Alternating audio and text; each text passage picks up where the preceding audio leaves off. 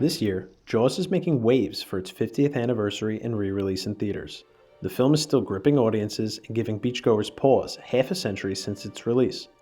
The movie helped to spawn a worldwide fear of sharks that is still felt today. But what if all that worry of dark water was actually justified? Jaws was the first ever summer blockbuster, with its cutting-edge special effects, iconic performances, and genius directing. But in many ways, it was just as fact as it was fiction. The author of Jaws, Peter Benchley, took inspiration from nautical tradition and historical events in order to write the book Spielberg would eventually turn into a modern classic. The most surprising of all the true tall tales was that of Captain Quint, the grizzled, mysterious shark-hunting hero of the second act, was actually based on a real-life fisherman whose exploits were just as sensational as they are in the movie.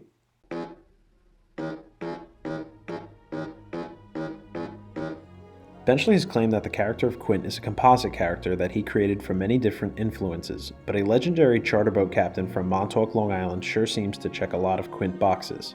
Frank Mundus started shark fishing off Montauk in 1951, an idyllic seaside fishing town turned vacation destination. It forms the southern tip of Long Island, and it could have been straight off the pages of the book. In the 50s and 60s, shark fishing for sport was non-existent. True to the time of the golden age of marketing, Mundus was able to generate interest in shark charters by booking them instead as monster fishing. He turned something once considered trash of the ocean into big sport fishing. It wasn't all marketing hype. Once on the boat, the captain delivered for his customers.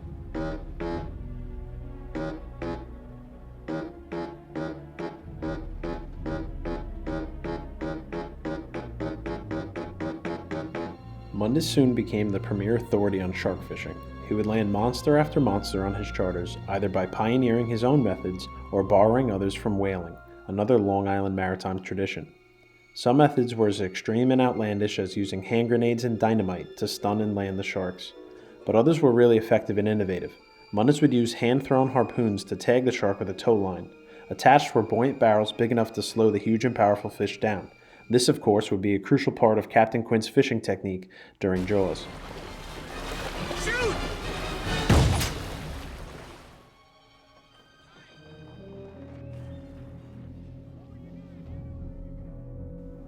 In 1964, this harpoon and barrel method helped Frank to capture a commercial fishing record for the largest great white caught at the time. Despite engine trouble that left them stranded dead in the water, they caught a staggering 4,500-pound Montauk monster. Mundus towed it home alongside his famous boat, the Cricket II, which of course bears a striking resemblance to the orca in Jaws. Record-breaking catches helped play into what was seemingly another direct inspiration for Jaws, the captain's personality. Mundus was despised by quite a few other fishermen in Montauk. He claimed it was all due to jealousy, but his ego, hubris, and showmanship probably didn't hurt either. His competition wasn't even the only ones he pissed off. Mundus was tough on his clients as well. He would often play practical jokes on board, he listed aggravating people as a main hobby, and he had a surly and gruff demeanor when he was drinking. The release of the movie Jaws in 1975 grabbed hold and thrashed audiences upon its premiere. Of course, Mundus was there to witness it. His daughter Pat recalled seeing the movie with him in East Hampton, where he stood in the back of the theater scoffing and yelling out loud, "You can't do that," to all the parts he deemed unrealistic. Mundus was also rather salty that Universal Studios and Benchley never gave him any formal credit for inspiring the character of Quint, despite all the glaring similarities and the fact that Benchley had been fishing with him while writing his book.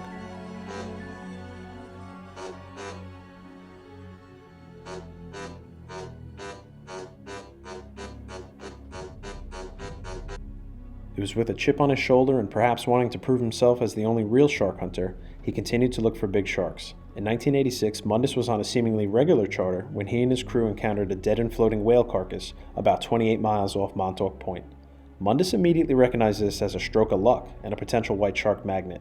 The captain told his crew and clients that they should get comfortable, because they were not returning to land anytime soon. The Cricket II waited throughout the night, and in the morning they had spotted it. A massive great white was stalking the waters around the whale.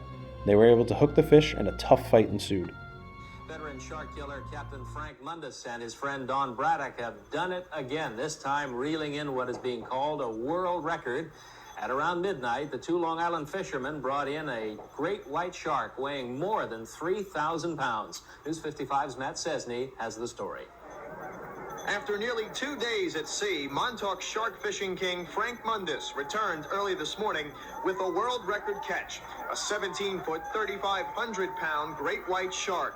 It's believed to be the largest great white ever caught with a rod and reel, literally shattering a 27-year record set in Australia by almost 1,000 pounds.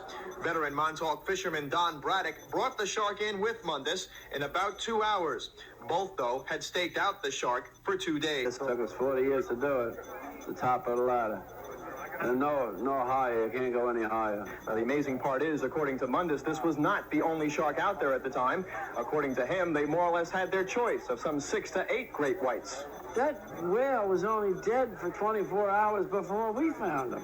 So, I mean, when you really think about it, it's amazing that we do have that many white sharks in this area. This catch helped to cement Frank's legacy and status not only as the world's greatest shark fisherman, but also as a local Montauk hero. It brought lots of notoriety and even a beer commercial. Greatest shark hunter, unless you can win the war between man and a shark every time. You are some piece of work. Nah, just a jerk on one end of the line, waiting for a jerk on the other. Come on, Frank. Evidence of Frank's exploits can still be found hanging all across Montauk today.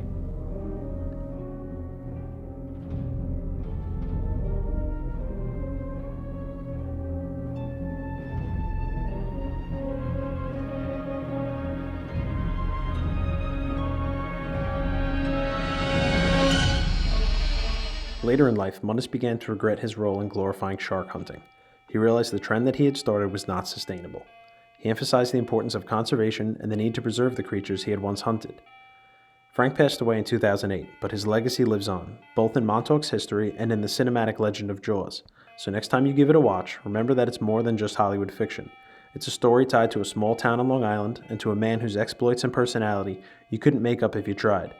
And if there were still any doubts about where the inspiration for Jaws came from, look no further than the front cover of Frank's own book.